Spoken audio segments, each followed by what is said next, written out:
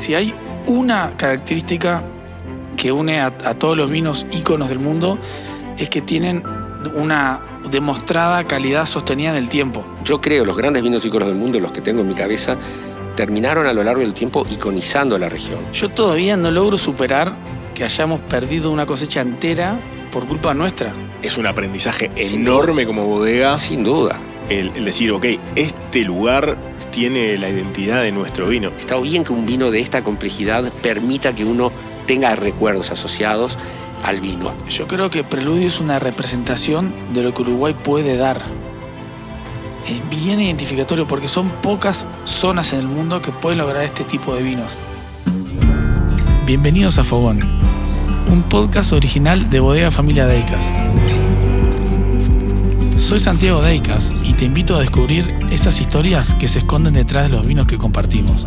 Servite una copa y vení conmigo y con Tute a disfrutar del fogón.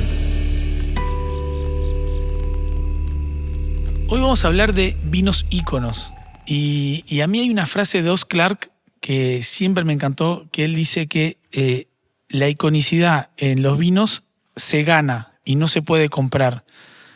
Me gustaría ver, Pa, ¿qué opinás sobre esta frase? Bueno, mirá, los vinos íconos, los vinos de guarda, los vinos que ganan prestigio con los años, necesitan los años. Entonces, el tiempo no se puede comprar, y como el tiempo no se puede comprar y el prestigio mantenido durante el tiempo no se puede comprar, no se puede acelerar mucho con grandes inversiones en publicidad, en promoción. Entonces, yo creo que sí, que los grandes vinos en el mundo que son íconos han mostrado a lo largo del tiempo conseguir, conquistar y sostener el prestigio. Y cuando hablamos de vino de guarda, tú podés elaborar un vino de guarda pensando en que lo va a ser, pero realmente se va a demostrar que lo es con el tiempo, va a demostrar qué tan buen vino de guarda es cuando pase el tiempo. Entonces, sin duda creo que Clark está muy acertado en esa frase. Qué lindo este último capítulo, tenerlo acá en la cava y tener esta oportunidad de hablar de vinos íconos en este lugar tan icónico para la bodega. Y también creo que es una charla muy íntima entre generaciones en la bodega, padre e hijo. Me parece... Padre ícono. Padre ícono. Y hijo, bueno, tendrá que ganárselo con el tiempo. Los años le pueden demostrar. Exacto. No puede apurarlo, la capacidad de va a tener que guarda. ganar. Exacto. Además hay una frase muy linda, perdón que te corte, Tute, pero los vinos de guarda o vinos de crianza aprovechan el tiempo para criarse. Se crían durante el tiempo, no envejecen. Envejecer es como el paso inexorable del tiempo que no necesariamente te hace crecer. Cuando vos a lo largo del tiempo creces, hablas de crianza, hablas de guarda, pero no de envejecimiento. Entonces con los vinos viejos, los vinos envejecidos, un vino para envejecer, están fuera de mi lenguaje. Son vinos de crianza. O sea que esperemos que esta crianza que está haciendo Santiago con el tiempo lo convierta en un probado vino ícono. Lo hemos elaborado para que sea, pero vamos a ver si llega. Bueno, hagamos un pequeño juego para arrancar. Si pensamos en ícono, vino ícono, ¿qué conceptos les vienen a la cabeza? ¿Qué vinos les vienen a la cabeza? ¿Con qué lo asocian un vino ícono?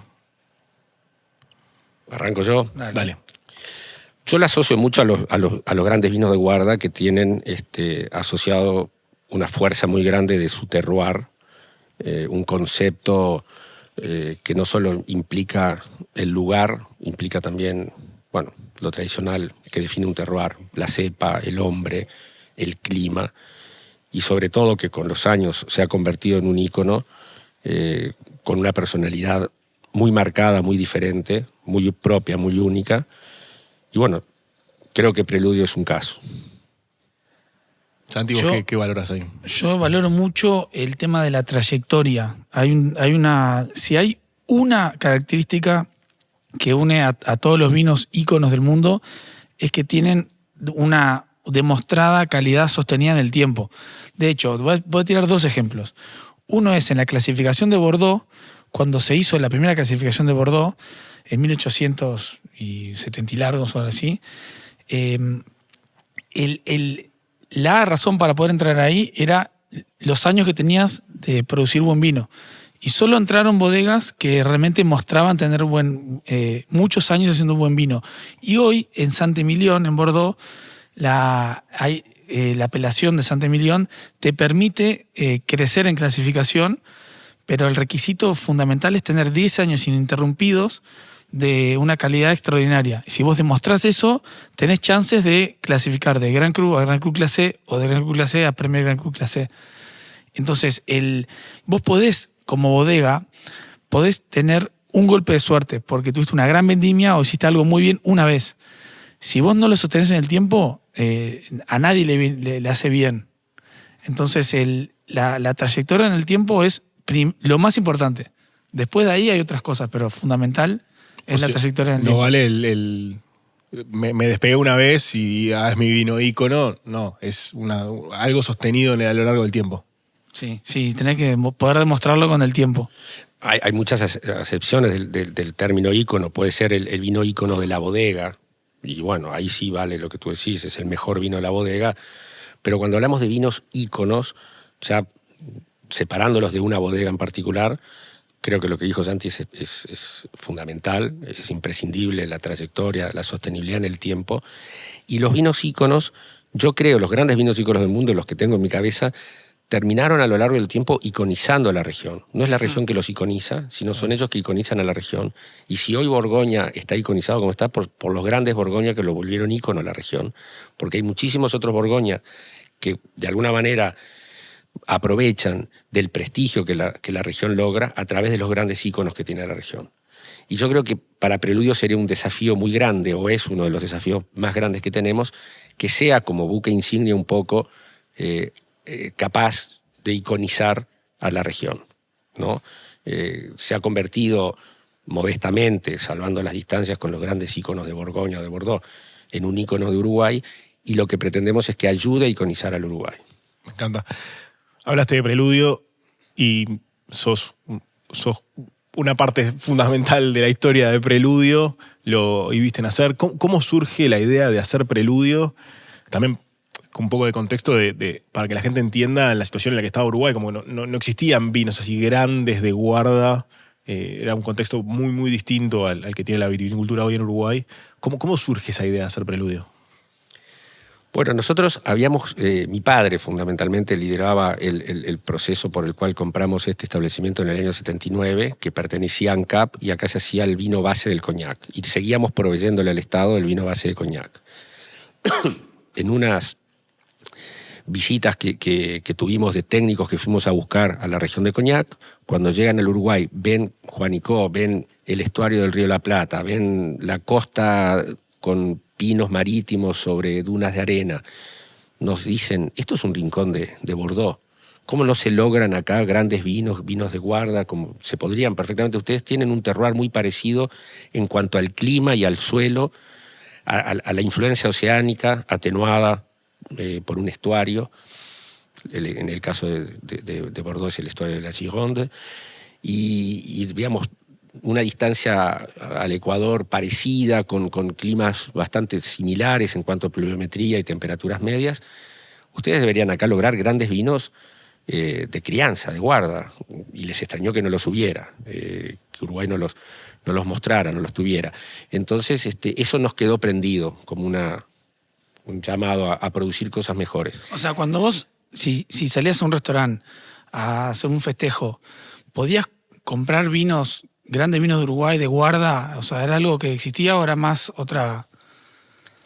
Si existía, yo no lo conocía y tampoco logramos que lo conocieran los técnicos que vinieron en su momento, a los que quisimos ofrecerle lo mejor que había. O sea, ese desafío, Uruguay tiene un potencial que no está aprovechando, me lo despertaron técnicos franceses, expertos franceses, que eran totalmente imparciales a las marcas o a las realidades del momento. Que tampoco tenían chances de comprar vino uruguayo en ningún lado porque no se exportaba vino tampoco. Bueno, pero además había una realidad que yo siempre había escuchado de los grandes, de mis mayores del mundo del vino, que Uruguay no podía producir grandes vinos. Quienes producían los vinos te decían, Uruguay no puede producir grandes, no podemos competir contra los vinos del desierto de las provincias de la cordillera de Argentina o Chile, porque ahí hay menos necesidad de cuidar la uva crece sana sin dificultades y ahí es mucho más fácil hacer buenos vinos, acá no se puede. De hecho, en Buenos Aires estaba el concepto de son vinos de la costa, como hablando despectivamente, porque el buen vino era vino de montaña. Sí, vino que tampoco era histórico. Bueno, había mucha historia, pero hubo algunas leyes que promocionaron las plantaciones en las provincias de Mendoza y San Juan y se abandonaron las producciones, por ejemplo, de la Pampa. Pero el vino que se producía cerca de Buenos Aires era considerado vino de la costa. Es cierto que era de variedades, algunas híbridas, productores híbridos o directos que no eran de buena calidad, pero se lo despreciaba mucho a ese clima. Entonces, cuando viene alguien de Bordeaux y te dice, el clima que ustedes desprecian es el mejor y el de las regiones más valoradas de Europa, y el clima que ustedes adoran o el clima que ustedes veneran es el clima de las regiones más baratas de Europa, La Mancha, árido, con riego, si no crece, el sur de Italia, sí, buenos vinos regionales, pero no los grandes vinos italianos. Los grandes vinos italianos son de regiones del norte donde llueve mucho, igual que en Uruguay. Los buenos vinos de Bordeaux, Borgoña, no son de las regiones áridas de Francia. Había algunas regiones áridas que tenían vinos no tan prestigiosos, en fin. Nos cambia el concepto, nos cambia la percepción. Y no lo podías googlear ni preguntarle a ChatGPT tampoco. No, obviamente que no. Había que viajar, había que comprar tickets. La inversión en ese momento eran en tickets de avión. Y bueno, ¿los trajiste también a los expertos? Primero los trajimos, también fuimos nosotros a que nos mostraran las cosas allá. O sea, básicamente sos uno de los primeros promotores que se animan a decir, ok, hagamos un vino de guarda, de calidad, que tenga peso y que sea lindo. Fue tan, digamos,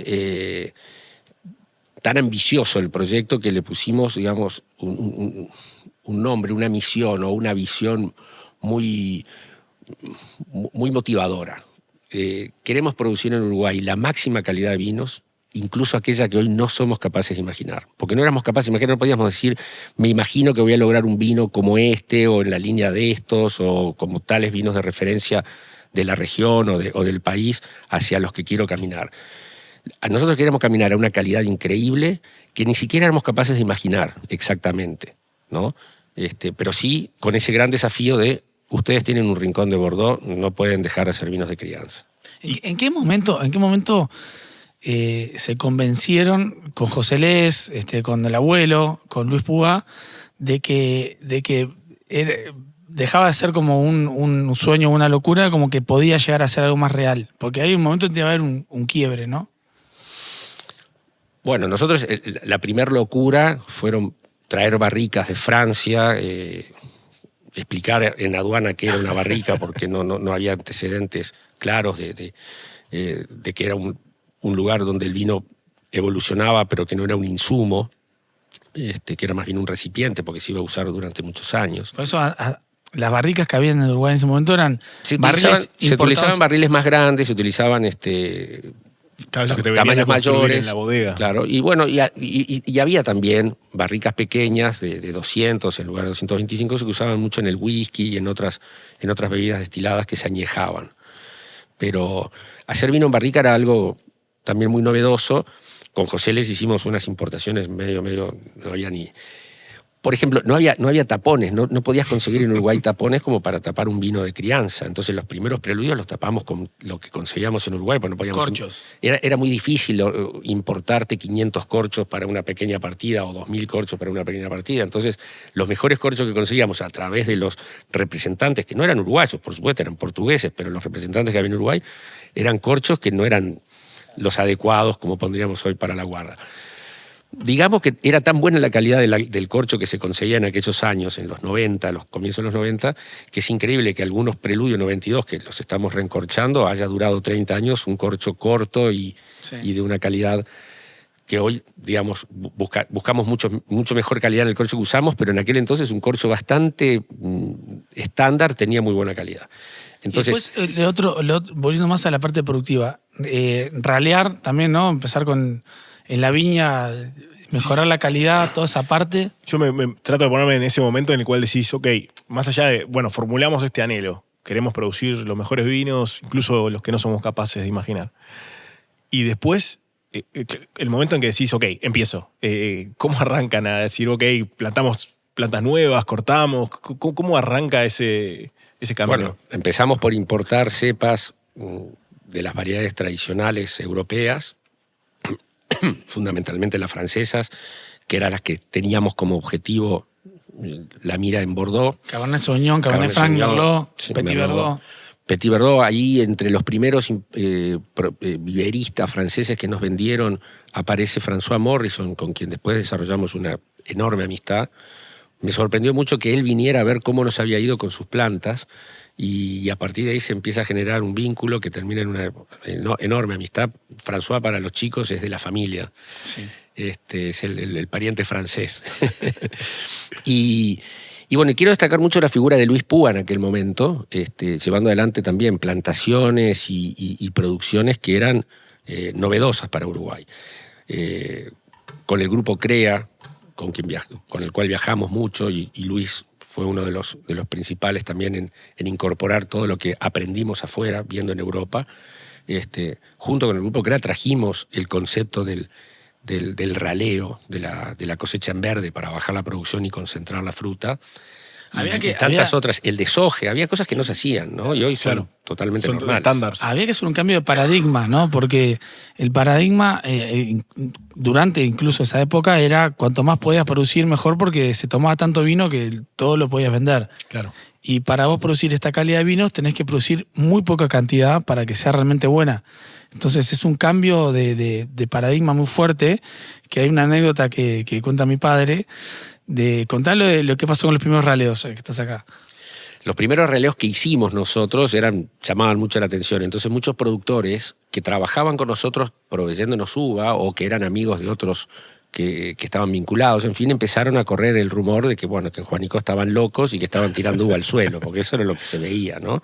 Entonces, como explicaba Santiago, si tú comprabas plantas de Merlot francés que valían mucho más caras que hacer un injerto en Uruguay, era porque esas plantas, para el viticultor normal, eran más productivas, daban más kilos de Merlot por hectárea. Entonces, ¿qué sentido tenía que si daban muchos kilos por hectárea, le sacáramos de cada 3 racimos 2 y los tiráramos al piso? Pero bueno, cada broto daba 3 racimos y la técnica indicaba que si dejábamos uno solo de los 3, el mejor, el que elegíamos mejor posicionado por la forma, la ubicación, era el más adecuado, ese iba a concentrar una calidad de fruta muy superior a si dejábamos los 3. Pero obviamente iba a haber 3 veces menos de kilos. Sí. Bueno, 2 con algo, porque un poquito compensa, y también buscar cuándo hacer el raleo para que no compense el que quede creciendo y demás. Cuando vinieron a ver eso algunos, realmente se sentían desorientados. Y mismo la gente que trabajaba acá, que de repente todos los años... Sí, bueno, pero la gente que trabajaba acá, después que asumís el tema y ya lo tenés incorporado, a la semana lo tenés incorporado porque lo estás haciendo además. Sí. Pero alguien que se lo contaba, no te creo. Y viene un productor joven y lo ve, y bueno, se lo explicábamos y demás, entonces lo entienden. Y dice, voy a traer a mi padre porque mi padre no me va a creer o mi padre no me cree. Cuando vino el padre le dio un problema al corazón, una especie de infarto, lo tuvieron que asistir porque casi se muere de la sorpresa digamos, hasta la alarma que le generó eso, como diciendo, yo esto no lo voy a hacer. Pero hubo tirada en el piso por gusto. Claro. No, imagino, además el hijo lo trajo para convencerlo. Claro, era una especie como de rifle sanitario, como que digas, mato a la mitad de las vacas para que la mitad que quedan valgan más, ¿no? Bueno, es una cosa loca. Pero, ¿puede ser que después le prohibió al hijo venir acá porque decía que estábamos todos locos? No. Ahí le están agregando, ya le están agregando el salimiento. Que siempre me lo imaginé. No. ¿Y cuándo se dan cuenta que, porque hiciste todo ese riesgo y te dijeron que estaban todos locos acá, ¿cuándo se dan cuenta de que realmente están llegando a algo que está bueno? No, fueron pasando cosas, hubo señales, ¿no?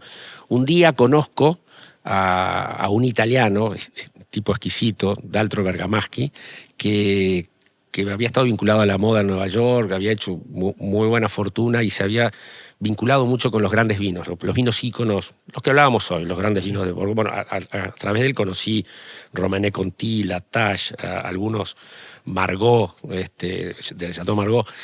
Y bueno, hicimos una linda amistad con él. Y un día le doy a probar lo que teníamos en las barricas, lo que íbamos elaborando, que era el 92, en esa línea de querer producir algo que todavía no éramos ni siquiera capaces de imaginar. Y cuando él lo prueba, me acuerdo como si lo viera hoy, se sorprende, lo vuelve a probar y me dice, esto es el anuncio de algo más, algo que viene, esto es el anuncio de una obra mayor que viene después, esto es el preludio de un concierto, esto es el preludio de una obra, es un gran anuncio de algo grande que va a venir después. Y me encantó el concepto, y ahí está el nombre desde hace más de 30 años, o sea, gracias a este amigo Daltro. El nombre es obra de Dalto. Obra de Daltro. Y bueno, después tuvimos la sorpresa en el 97, cuando presentamos el vino justamente el 92, en un concurso que se llama Vinitaly, que se hace en la ciudad de Verona. Y entonces ahí concursan los mejores vinos. En aquel entonces concursaban los mejores vinos, prácticamente eran la mayoría italianos, unos cuantos franceses y algunos del Nuevo Mundo. Y nos llaman para decir que querían certificar que existiera una bodega en Uruguay, si nosotros habíamos presentado el vino. En fin, hubo una especie de chequeo porque estaban sorprendidos que el vino nuestro había ganado, era el preludio, había ganado la categoría de los vinos de 4 años o más de guarda, de 4 años o más de crianza, que era la categoría principal de los vinos tintos, que siempre la ganaban vinos italianos. Algunas veces algún francés le ganaba y eso les molestaba a los italianos, porque claro, como los catadores eran italianos, no es que hicieran trampa, pero tenían el paladar, sí, para lo italiano les deslumbraba más, por decir, yo que sé, un gran Barolo les deslumbraba más a ellos con su paladar hecho a esos vinos que el de un Borgoña o un Bordeaux. Pero que lo ganara un vino uruguayo, que ni siquiera sabían que existía viticultura o que había bodegas, bueno, entonces esa también fue una buena señal. Y se fue la gran medalla de oro de la categoría tintos de 4 años o más, por primera vez ganado por un vino que no era italiano o francés. Y bueno, y tuvimos más señales con el correr del tiempo. Y ese es uno de los primeros preludios que hacen. El primero, el 92, que cumplió 30 años en plena pandemia. Qué increíble.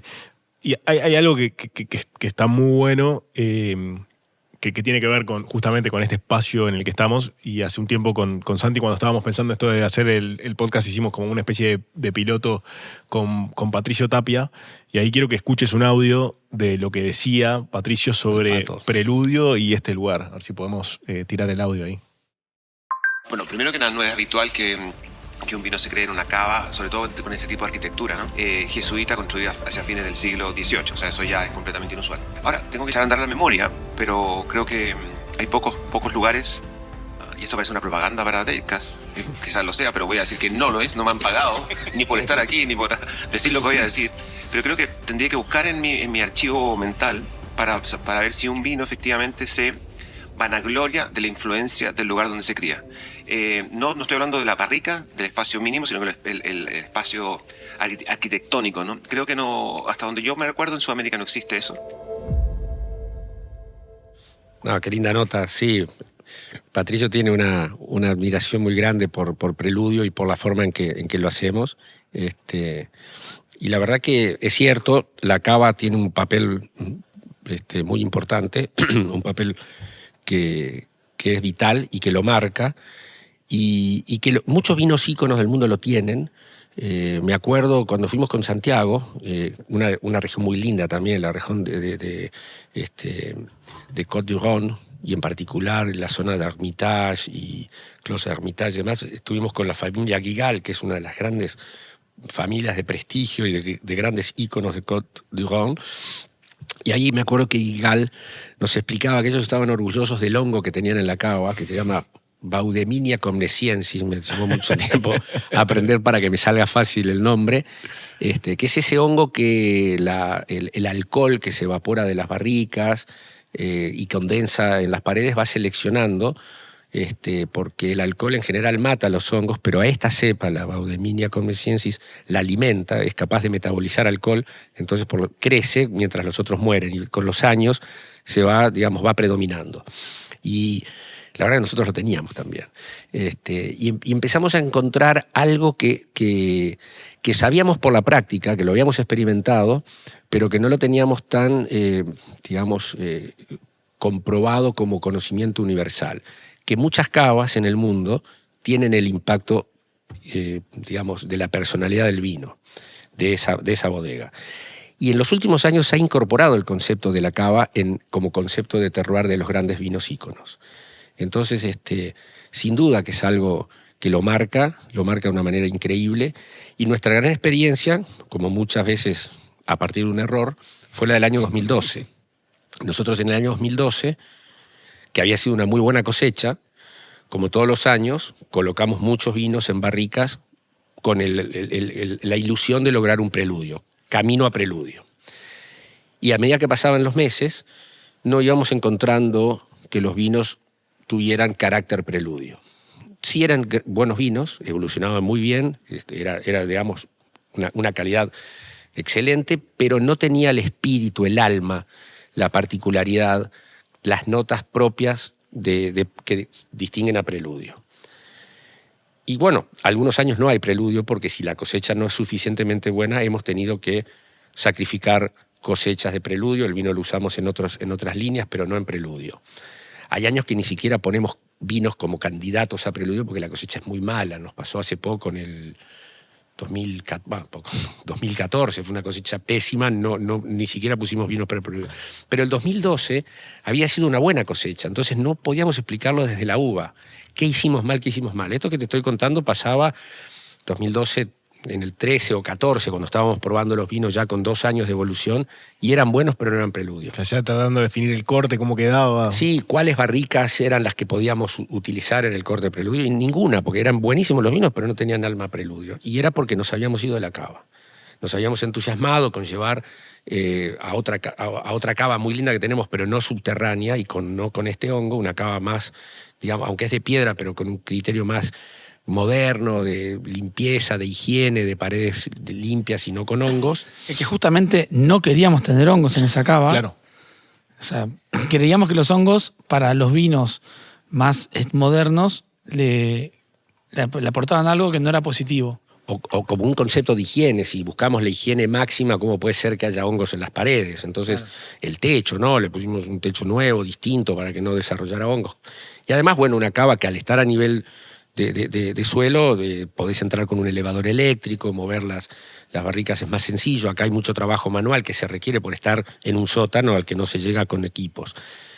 Entonces, un poco seducidos por la comodidad y por la higiene, nos fuimos a la otra cava y abandonamos esta cava. Y ahí fue donde nos equivocamos. Lo que le faltaba era justamente pasar por esta cava. Y a partir de ahí nunca más lo abandonamos, el proceso. Le hemos hecho algunos ajustes, a veces dejamos, porque no es tanto el espacio que tenemos acá, dejamos el lugar para poner las barricas que ya estamos más decididos a que sean preludio. Entonces el primer año no lo pasan acá, pero todo el segundo año los que ya van a ser preludio lo pasan acá, y acá como que reciben el espíritu y el legado de preludio. Y eso nos llevó a bautizar a la cava como la cava preludio, ¿no? A partir del 2013-14, cuando nos dimos cuenta de aquel error del 2012. Sí. Yo todavía no logro superar que hayamos perdido una cosecha entera por culpa nuestra, porque hasta ese momento las cosechas que no hubo preludio fue porque el clima no dio.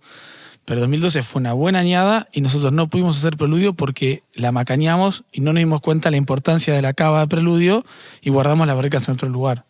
Igual, más allá de, claramente es un dolor grande, es un aprendizaje enorme como bodega. Sin duda. El decir, ok, este lugar tiene la identidad de nuestro vino. Y que de hecho, una vuelta hablábamos, que a veces te pasa que habiendo estado acá en la cava varias veces, olés el preludio y sentís como un poco ese olor que tiene la cava. Sí. Y es difícil, a veces me preguntan, ¿pero cómo es la identidad preludio?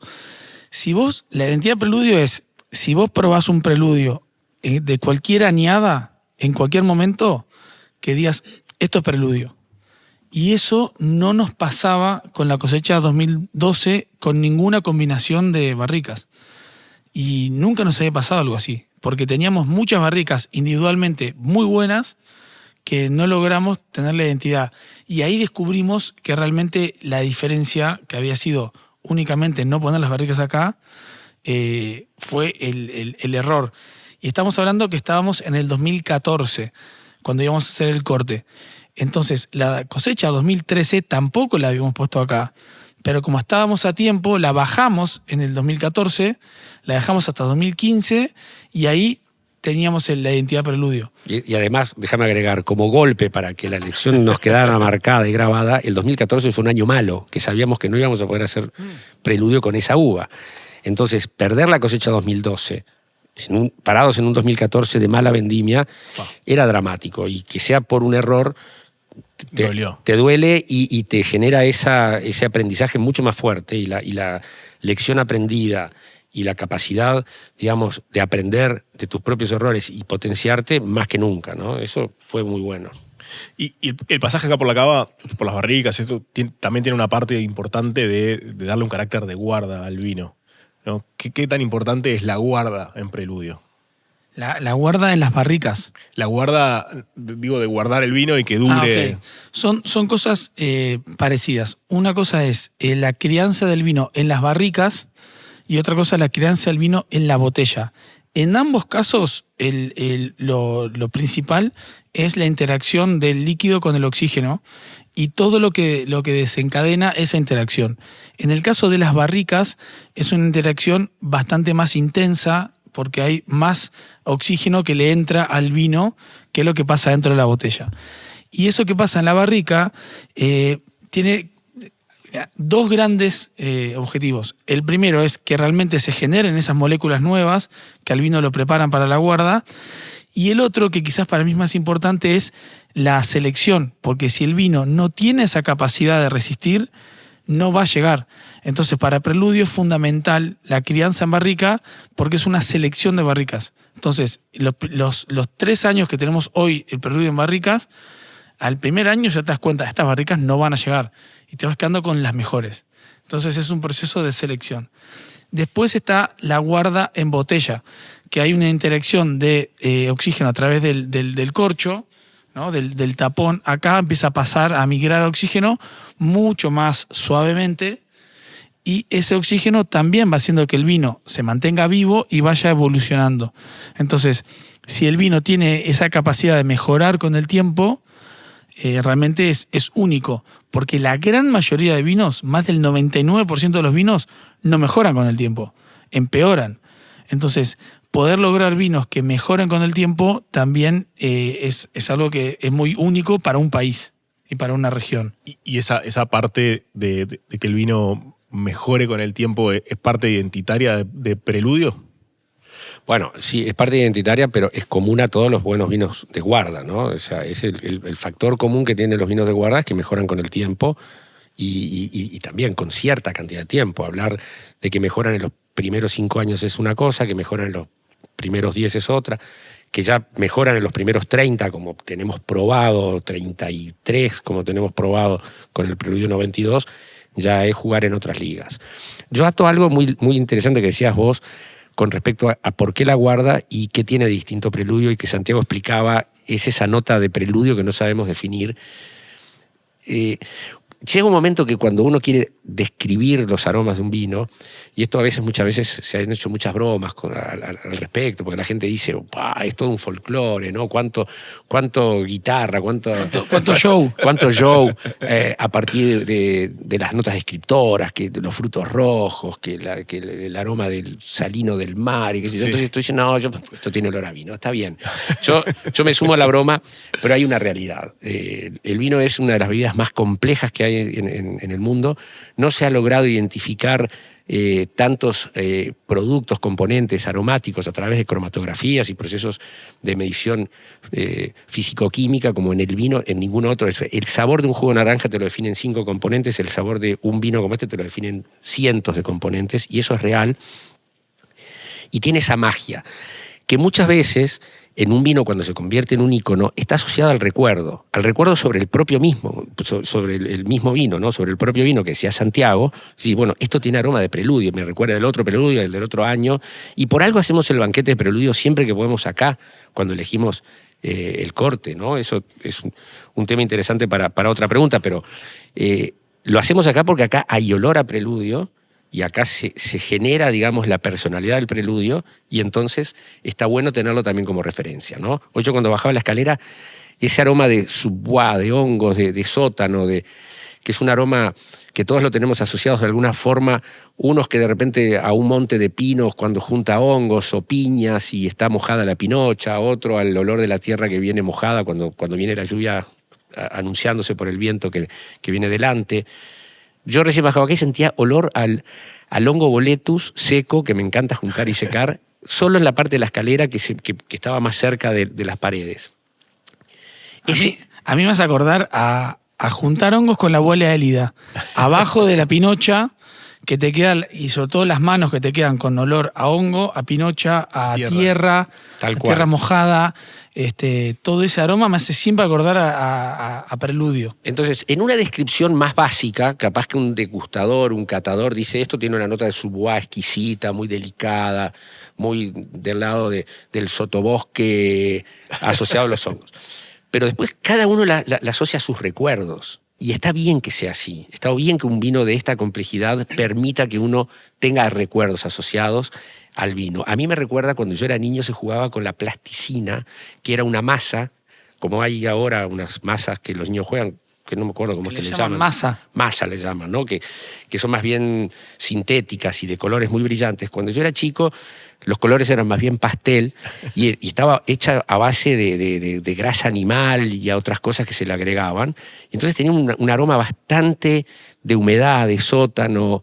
Y bueno, siempre era marrón, porque terminabas entregando los colores y te quedaba una masa marrón, pero era la plasticina. Ese olor a esa plasticina marrón trabajada, de muchos días de darle y darle, yo siempre se lo encontré al Preludio, como ese recuerdo que tengo yo. Me parece espectacular cuando uno a un vino ícono le da recuerdos personales, pero los que los identifica siempre con el estilo de ese vino. Es espectacular, porque ahí se suma además la emoción de uno, ¿no? Que también es parte fundamental de esto. No, que también me hace acordar a la cantidad de veces que tengo amigos o conocidos que me dicen, me acuerdo cuando abrimos aquel Preludio del 95, que fue en tal fecha, que fue el cumpleaños de mi abuelo, que no sé qué, se acuerdan del momento que, o te dicen, tengo un Preludio guardado, que me lo regaló tal persona, y lo tengo esperando tal momento. Como que se genera eso también alrededor de la mística de Preludio, que es qué botella tengo guardada o qué botella vieja probé en qué momento.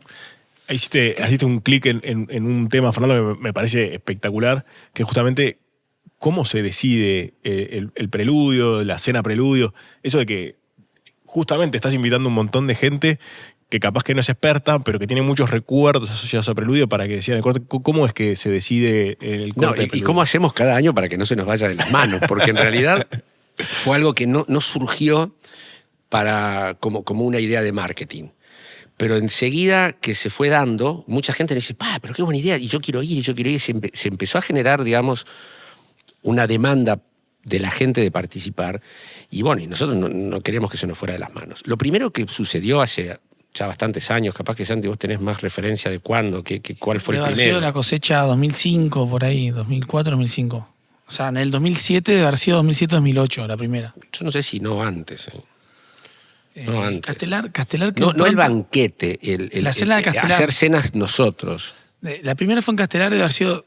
No, pero capaz que contaban cómo surge antes. el principio de... En un momento, porque cuando vas haciendo los cortes y vas probando los vinos, arrancás con 400 barricas con potencial de Preludio, a los 6 meses probamos y de esas 400 de repente quedan 200 y hay 200 vinos que decís, 200 barricas y decís, este vino está espectacular, pero no para Preludio, porque la crianza oxidativa de 2 años, 2 años y medio, exige otra espalda que ya parece no mostrarla, entonces vayamos quedándonos con estas sí, estas no. Ese era un trabajo que hacíamos con José Les, después se incorpora Adriana, eso hace años. Y se van, digamos, generando cada 6 meses, se va reduciendo. Cuando llega el momento que los vinos están mayoritariamente prontos, y eso es a los 2 años y medio, 3, según la cosecha, ahí tenemos que elegir cuál es el mejor corte. Y muchas veces no nos poníamos de acuerdo. Entonces hacíamos pruebas, yo dejaba 3 barricas afuera y de tal variedad, 4 de este, y me sobraban algunas, pero el corte me quedaba a mi gusto mejor, y a José hacía otro corte, y los dos probábamos el corte del otro, y de repente otros que empezaron a participar, más enólogos, y había como 3 opciones, 2 opciones, 4 opciones que nos gustaban y nos costaba decidir cuál. Y un año decimos, bueno, si Preludio es un vino gastronómico, no es un vino que se consume como aperitivo, que es un poco más parecido un aperitivo a una cata, que vos estás probando el vino y no estás consumiendo comida como un vino que le llamamos gastronómico, que es el vino que vos lo ponés en la mesa. Midámoslo en la cancha donde juega. Hagamos una buena comida, hagamos un buen asado y ahí lo medimos. Al segundo año, y funcionó bien, ¿no? Y elegimos todos convencidos cuál era el mejor corte que se medía en la cancha donde juega, con los antecedentes de los vinos anteriores también, Claro, ¿no? porque imagínate una cata de mezclar la mejor combinación de 100 o 150 barricas. Porque tienes que probar cada una primero, después tienes que empezar a mezclar y empezar a ver qué combinación funciona. Son catas largas que cuando llegas al final... Y más de una, ¿no? Y, más claro, de una cata. Cuando llegas al final de esa instancia, pasaron 3-4 horas y él tiene, ponele 3 opciones que le gustaron mucho. Yo tengo 2, vos tenés 3. Empezamos a probar, ya ni te da el cuerpo como para poder decidir bien, ni confianza en vos. Entonces, no, pará, vamos a dejar para otro momento. Y ahí dijimos, bueno, el otro momento que no sea una cata a las 5 de la tarde en un salón, que sea cenando juntos. Después lo fuimos perfeccionando. Dijimos, bueno, pero ¿por qué vamos a hacer una cena convencional con una entrada y un primer plato y un postre? Pongamos 2 platos fuertes donde el preludio se pueda medir. Uno en base a carnes, de repente otra pasta con buenas salsas. Y empezamos a jugar con eso. Pero era muy interno.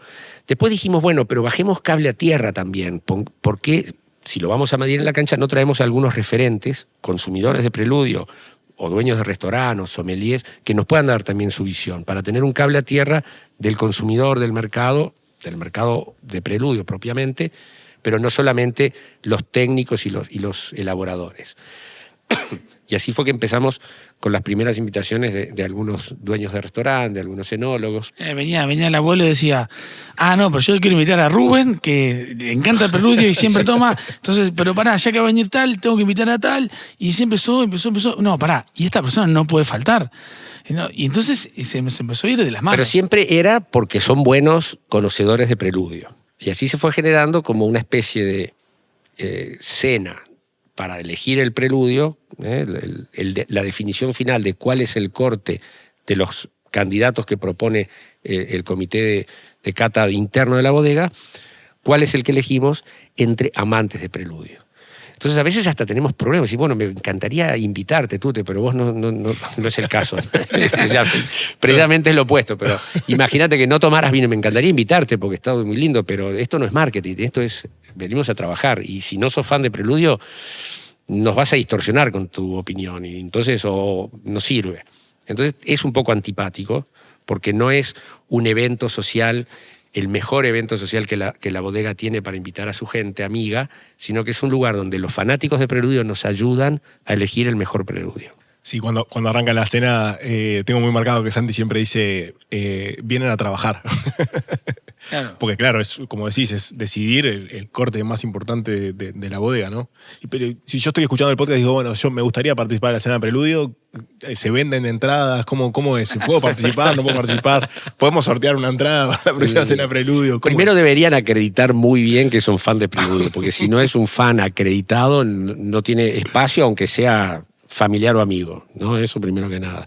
Y después, bueno, no sé, tendríamos que ver, pero la verdad, hoy por hoy es como el priceless de Mastercard. Hay cosas que no tienen precio, para el resto está Mastercard. Bueno, esto es algo que no tiene precio, ¿no? Podemos buscar sponsor para la segunda temporada. ¿Que sponsoree la cena o que sponsoree a alguien que venga a la cena? No, que sponsoree el podcast. El podcast, muy bien. ¿Y cómo se da eso?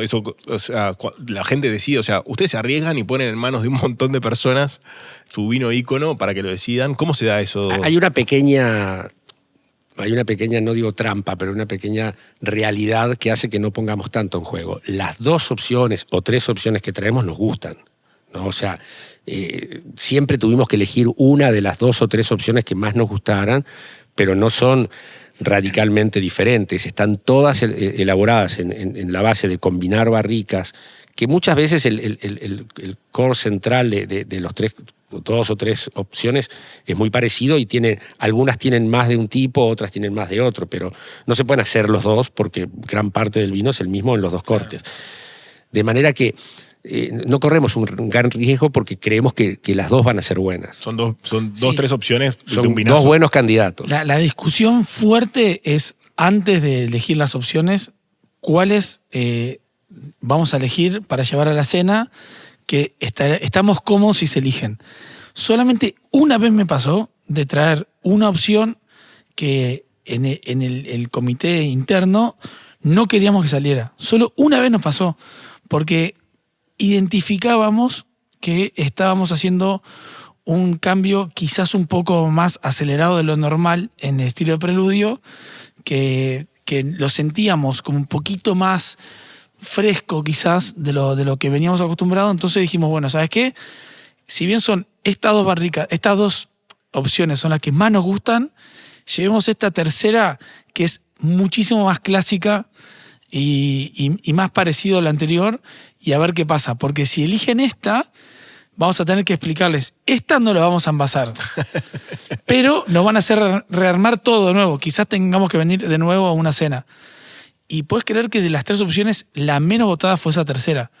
Y ahí como nos dio una tranquilidad, porque no nos importaba cuál de las dos salía, porque a él le gusta más una, a mí a otra. Siempre tenemos como unas diferencias, y está bueno, porque en general a mi padre le gusta una, a Adrián a otro, a mí otra, y no pasa nada. Incluso es muy divertido de que no están de acuerdo con su misma opinión de una cena a la otra. No, esa no, A mí esa me no lo pasó. puedo creer. Esa no lo puedo A creer. mí me pasó cuando la pandemia que no podíamos hacer, y además la primera que hacemos después de la pandemia, que fue para elegir el vino 2020 en el 2022, o fines del 22, la cosecha 2020, Sí. ¿no? O sea, con 2 años y pico de elaborado, que incluso la sacamos del país esa vez, porque hicimos en Buenos Aires, hicimos en San Pablo, Claro, porque eran los 30 años de... porque Era era la cosecha de 19 en el 22. la cosecha 19, en el 22, ahí va. Yo tuve que ser honesto conmigo mismo, y un día me gustó más uno y otro día me gustó más el otro. Y creo que tengo la explicación, y está en el maridaje y en el concepto que decíamos antes. Hay que medirlo en la cancha donde juega. En la primera vez, y eso fue acá abajo, Acá. Sí, en fue 2 cenas, fue el año que sacamos para afuera, pero me pasó acá que elegí una vez uno y otro. La primera vez, prácticamente había yo tomado la decisión con el primer plato. No me acuerdo exactamente qué era, pero era con un primer plato, ponerle en base a carne. O no, en base a En base a pasta. una pasta era. La segunda vez tomé la decisión más bien basada en el segundo plato, porque el timing del servicio fue distinto, y el vino a mí me lo habían servido en el primero en un caso y casi que en el segundo en el otro. O sea, lo pude probar en los dos casos con los dos platos como corresponde, pero en un caso lo disfruté más con el segundo, en el otro lo disfruté más con el primero. Y eso yo creo que influyó en cuál elegí en cada caso. Yo paso votando. Pero tuve que ser honesto y decir, la primera vez me gustó el 1, hoy me gusta el 2. Anulaste Yo le- tu voto. Yo le paso, aparte fue un lunes y un miércoles, o sea, tampoco fue 2 meses de diferencia. El lunes me dice la opción 1. Ah, perfecto. Que aparte era la que me gustaba a mí. Paso el miércoles y me dice la opción 2. Y yo le digo, ¿pero cómo la opción 2? Sí, voy a cambiar de opción. O sea, Hoy voy por la 2. el voto de él casi que se anuló porque valió 0, porque el día 1 votó 1, el día 2, o sea, su voto fue 0. Sí. ¿Está? Eligió eso, ¿entendés? Tremendo. Por lo No, menos no, es consistente y coherente. Coherente Bueno, con su... Podría ser motivo de campaña electoral, ¿no? El cambio para el balotaje. Espera, y había un tema que tocaron recién, que esto de, bueno, capaz que esto nos apura un poco un cambio. ¿Qué tanto lugar hay en un vino ícono que justamente te trae estos recuerdos, que uno tiene la imagen más de vino ícono, tradición? ¿Qué lugar tiene la innovación en un vino ícono? Bueno, para Además, empezar, perdón, me gusta que además están como las dos generaciones, sí. el que arrancó Preludio y vos que tenés que llegar a, bueno, el o viejo. sea, yo agarro el liderazgo de la producción con un Preludio que funciona impresionante, que posicionó al país, que evoluciona más de 30 años espectacular, y mi desafío es no estropearlo. O sea, ese es mi principal desafío. O como tercera generación gastarlo. Bueno, tomarme todas las botellas de Preludio viejo y después que venga lo que sea. No, pero es un desafío. Entonces, ¿Cómo es eso? No podemos hacer grandes cambios. O sea, tenemos un montón de ideas y de cosas que las usamos para otros vinos, pero en Preludio muy clásico, y los cambios los ensayamos, los probamos, los meditamos. Los principales cambios que hemos tenido en los últimos años son las regiones, porque a partir del 2010 empezamos a incorporar muchas más regiones. Entonces ese ha sido un gran desafío que creo que le ha aportado diversidad. Y creo que lo siguiente es la sofisticación del uso de la madera, porque hemos aprendido mucho de qué barricas, de qué tonelería funcionan mejor, con qué zonas y con qué variedades. Y ahí es un pequeño porcentaje de incremento de calidad, pero que cuando la calidad es tan alta, la diferencia es enorme. Entonces, si este año cosechamos el merlot de nuestro viñedo de Garzón y lo guardamos en 3 tipos de tonelería diferentes, anotamos, dentro de 3 años, estas 2 funcionan espectaculares. Entonces, elegimos poner estas 2 tonelerías, muchas más barricas, incorporar una cuarta para probar, a la tercera que no funcionó no la ponemos más, y ahí empezamos a mejorar el uso de la madera. Pero va por ahí la innovación, o sea, es muy, muy, muy detallada, muy gradual, muy gradual, muy chiquita. Y la otra que estamos empezando a hacer, que es, yo hace unos años le planteé a papá que para mi preludio, con esta idea de la importancia de la cava, creo que para que dure más años todavía, para pasar la barrera de los 30 años, creo que necesitamos poder guardarlo acá 2 años y 1 año afuera, o sea, 3 años en total, que eso lo va a preparar mejor al vino. Y para eso, si nosotros guardamos cada barrica por separado, es difícil llegar. Es difícil que un merlot de Progreso llega a la misma vez que un Tanat de Mahoma, que tiene mucha más estructura.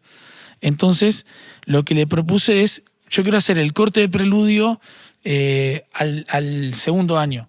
Y ahí mi papá me dijo, no, pero pará, y si le erramos y hicimos mal el corte, o sea, perdemos mucha opción. Entonces empezamos a reformular y llegamos a la conclusión de hacer pequeños cortes por zonas. Entonces, a partir de la cosecha 2021, empezamos a hacer pequeños cortes por zona y después bajarlos. Entonces tenemos 1 año de screening de barricas en la cava de arriba, y al año decimos, bueno, todas estas barricas están buenas, pueden pasar a la cava de abajo, juntemos este Tanat de Progreso con este Merlot de Progreso y con este Cabernet Sauvignon de Progreso y hacemos 10 barricas que van juntas. Este Merlot de Garzón con este Marcelán de Garzón y este Tanat de Garzón lo juntamos y mandamos 10 barricas. Y así por zonas. Entonces lo que tenemos son pequeños cortes que van a tener chance de evolucionar más tiempo, 2 años enteros acá abajo, 3 años en total de barrica, y creemos que eso va a funcionar. Ahora, capaz que en 2050 nos damos cuenta que le erramos y todo por culpa mía, ¿no? Y lo otro que tenés debe ser una planilla de Excel con la cantidad de combinaciones, claro, que es una locura. Sí, porque hay más variables. Por ejemplo, cuando Santiago explicaba el origen de las barricas, el tonelero, qué tipo de secado, qué tipo de proceso, también están los usos. Preludio tiene mucha proporción de barrica de segundo y de tercer uso, para que no haya tanto aporte de madera nueva, solo una tercera parte o menos de madera nueva, para que no sea, digamos, demasiado sin entrar en que sea un maquillaje, porque a mí me gusta la madera cuando se integra bien, pero que no haya demasiado aporte. Entonces, pero sí necesitamos el aporte de la barrica como todo ese proceso de microoxigenación que Santiago explicaba. Entonces, lo que hemos logrado, y ahí voy a la pregunta tuya de la innovación y lo tradicional, lo que hemos logrado en la innovación es desarrollar algunos procesos de la limpieza de la barrica que nos permite tener barricas usadas de excelente calidad. La barrica se va saturando internamente, por más que tú la mantengas muy limpia, esté higiénicamente muy bien desinfectada, con vapor y demás, se va tapando, los poros de la madera se van tapando con las sales propias del vino que van haciendo taponcitos. Y hemos encontrado un proceso por shock de temperaturas para limpiarlo, para que realmente eso, provocando vacío interiormente, salgan y se destapen los poros de la barrica. Eso nos permite tener barricas de altísima calidad, que ya no aportan madera, pero que tienen todo eso que buscó el buen tonelero y que Santiago y Adriana separaron estas mejor que estas y demás. La tradición y la innovación siempre tienen una tensión. Nosotros lo pusimos en un claim hace años. El claim de Familia Deicas era el equilibrio justo entre tradición e innovación. Y esa tensión entre tradición e innovación a veces tiene un poquito más, la aguja está un poquito más volcado hacia la tradición, a veces está un poquito más volcado hacia la innovación. Hay productos que son más innovadores en cada cosecha, como puede ser un Atlántico Sur Albariño. Podemos Sí, estar o en Extreme Vineyard. o en Extreme Vineyard. Entonces ahí el porcentaje, no el porcentaje, digamos, la inclinación de la aguja hacia la innovación es mucho mayor que en un preludio, que vamos más lento. Pero vamos innovando, y es la innovación balanceada adecuadamente es el grado justo de evolución. Más que innovación, se convierte en evolución, ¿no? Pero el componente que lo hace evolucionar es ese permanente interés de innovar y de encontrar cosas que lo mejoren. Me gusta mucho el concepto, ese evolucionar, ¿no? Ese equilibrio, Claro. ese evolucionar. Fíjate que las veces que quisimos hacer cambios grandes no funcionaron. O sea, la de sacar la fábrica de acá, que no nos dábamos cuenta que era un gran cambio, no funcionó. O sea, hay que tener mucho cuidado con los cambios grandes en los vinos íconos. Tenés que ir muy respetuoso de lo que funcionó bien hasta ahora y probar pequeñas cosas, pequeños cambios, ver si funcionan, llevarlos a la cena de preludio y ahí ver. Eso es lo que hacemos. ¿Qué es lo que más disfrutan de hacer preludio? Mira, a mí cuando hicimos las catas, las cenas de preludio de los 30 años, hicimos 2 cenas en Buenos Aires. Y Fabricio, que es un crack, un periodista que me dice, mira, a mí, Santi, la verdad que el preludio que va a estar mejor dentro de 30 años no me importa. Yo voy a elegir el preludio que para mí esté mejor dentro de 3 cuando este preludio salga a la venta, porque es el que yo voy a tomar. Y yo me pasaba todo el tiempo explicando y matándome de, no, elijan el preludio que va a estar mejor dentro de 30 años. Y cuando volví a Montevideo dije, uy, pero tiene razón, o sea, tendrá razón, y por un tiempo me llevó a convencer, y después me volví a convencer, no, yo quiero hacer el preludio que esté mejor por lo menos dentro de 30 años. Quizás de esas botellas se consuman muy poquitas dentro de 30 años comparado con las que se van a consumir dentro de 5.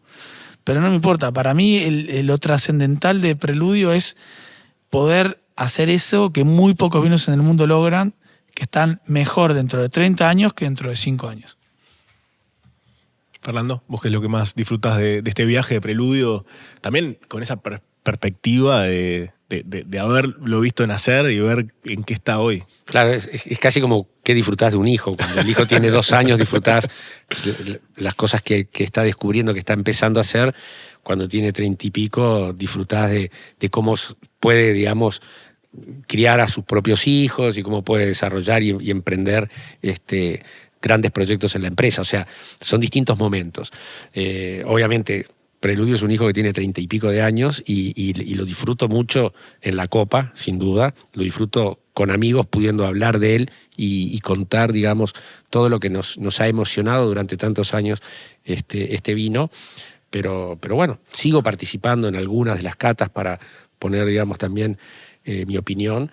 Y ¿qué puedo decir de disfrutar? Apoyado en la historia, disfruto de ese potencial futuro que tiene, ese sueño de que siga siendo más adelante de una calidad superior a la que podemos imaginar. Ese sueño sigue siempre con la misma fuerza, y también es algo que disfruto mucho. Hermoso. Para cerrar, Santi, capaz que contarnos un poco, porque mientras que estábamos hablando, descorchaste un preludio. ¿Qué preludio descorchaste? Y obviamente que entiendo, pero contar un poquito qué fue lo que hiciste para los que no lo están viendo mientras que estabas tratando de servirlo. Sí, destapé un preludio de 2018 que ha sido una añada muy, muy, muy especial, que volvió a hacer un hito en cuanto a los puntajes. Nosotros preludio tratábamos de no mostrarlo tanto para los puntajes, porque los vinos íconos también no necesitas mostrarlo. De casualidad lo volvimos a probar y James Acklin le puso un puntaje altísimo, de los más altos en la historia para un vino de Uruguay. Patricio Tapia también en Descorchados. Entonces como que ha hecho un cambio, pero además yo lo pruebo y estoy fascinado con esta añada, fascinado. Creo que salimos en el momento justo. A veces preludio, como contaba papá, cuando no tenemos añadas cercanas, tenemos que salir un poquito antes de lo ideal, y a mí me incomoda mucho cuando pasa eso. Con la cosecha 2013 y la 2015 nos pasó que salimos un año antes de lo ideal y acá hicimos todo bien, salimos cuando el vino estaba en su mejor momento, no en su mejor momento, en un momento que ya tiene la identidad preludio, que ya se siente el proceso de guarda y ya lo puede disfrutar. Entonces por eso estoy tan contento con esta cosecha hoy.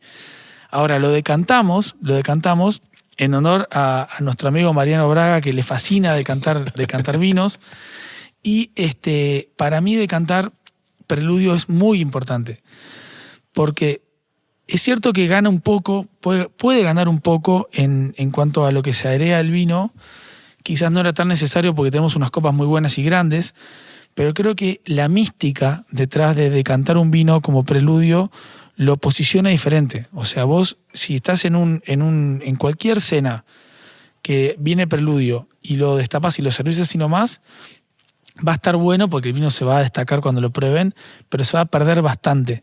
Si en cambio vos te tomás tu tiempo, lo decantás, la gente pregunta, ¿por qué lo vas a decantar? No, porque mirá, tiene por lo menos 5 años, en general tiene 6 o 7 años de que se cosechó, está más cerrado, necesita abrirse, genera ya un entorno como de prestarle atención, después lo servís, ya le da un ritual, un halo de ritual que para mí es súper importante en este vino y en los vinos íconos. Entonces, yo recomiendo yo recomiendo a los vinos íconos abrirlos con ceremonia.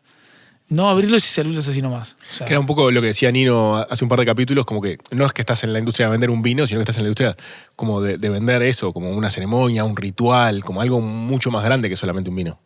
claro. Nosotros tenemos la suerte de vender bien preludio en restaurantes. Y cada vez que le voy a explicar a un mozo cómo servir preludio, le digo, siempre decántenlo, siempre, porque le va a dar otra tranquilidad a la mesa, le van a prestar más atención y nadie se pide un preludio si le está pasando mal. Se pide un preludio si está en un festejo, si quiere agasajar a alguien, si quiere demostrar algo para pasarla bien. Entonces, va a ser protagonista en la cena o en el almuerzo. Démosle el espacio, decantémoslo. Esto juega para cualquier vino ícono. Decantémoslo o lo abrís con tiempo, lo explicás lo que hay detrás, cómo se hizo, de dónde viene. Después de ahí lo servís. Va a ser por un rato el protagonista del momento y después seguimos con el momento. Espectacular, muy, muy rico el preludio 2018. Y además, en este preludio cambiaron la etiqueta, el diseño de la etiqueta, capaz que por eso también como el cambio. Con esta, ¿no? Que volvimos. Sí. Es un volver atrás, que a veces también hay que tener, no tener miedo a ciertas cosas. Si avanzamos en una dirección y no nos gusta, volver para atrás y retomar la anterior. Nosotros tuvimos durante muchos años una etiqueta de preludio con muy similar, con muy pocos cambios o ningún cambio, o apenas. Durante años apareció Familia Deicas como marca, que antes no la tenía, pero en fin. Y un día nos gustó cambiar, innovar, ir a algo más moderno. Algo más simple, ¿no? Manteniendo el blanco. estilo, pero algo más moderno. Y con el tiempo nos dimos cuenta que cuando ponías un preludio viejo y ponías un preludio nuevo, a la gente le gustaba más el otro. Estaba más identificado con el otro. Y bueno, volvimos a que no es idéntico al anterior, pero es un revival, o sea, una reversión, ¿no? de la primera etiqueta. A mí siempre me gustó mucho más la etiqueta de los preludios viejos que la de los más modernos, esos del preludio tipo 2005 al 2016. Y me encantaban los anteriores. Entonces cuando dijimos, bueno, vamos a cambiar la etiqueta de nuevo, volvamos al estilo viejo porque es un estilo que para mí va mucho más con la identidad de preludio. Pero es algo personal en realidad, ¿no? Sí, totalmente. Bueno, para terminar les voy a pedir que en una frase me digan qué es preludio para ustedes. Difícil, muy difícil. Yo lo dije con la frase de Daltro, el anuncio de una obra mayor. Siempre vamos a tener como horizonte algo más por delante. Santi, te compliqué. Y, a ver, déjame pensarlo en una frase corta, ¿no? Yo creo que preludio es una representación de lo que Uruguay puede dar. Es bien identificatorio porque son pocas zonas en el mundo que pueden lograr este tipo de vinos. Muchas zonas les gustaría poder hacer este tipo de vino de guarda. Entonces, realmente, que Uruguay pueda hacer este tipo de vinos es como que único. Entonces, para mí preludio es una identificación de un país y de un vino ícono de un país. Espectacular. Bueno, y con esto terminamos la temporada, esta primera temporada, estos primeros capítulos. La verdad que es un honor haber estado en esta última charla con ustedes dos, compartiendo, aprendiendo, disfrutando un preludio, disfrutando de la conversación. Esperemos que venga una siguiente temporada y a nuestra audiencia lo esperamos en la próxima temporada, ¿no, Santi? Sí, muchas gracias a todos por escucharnos todos estos capítulos. Muchas gracias, Fernando, Bueno, y a ustedes. salud a todos. Un placer.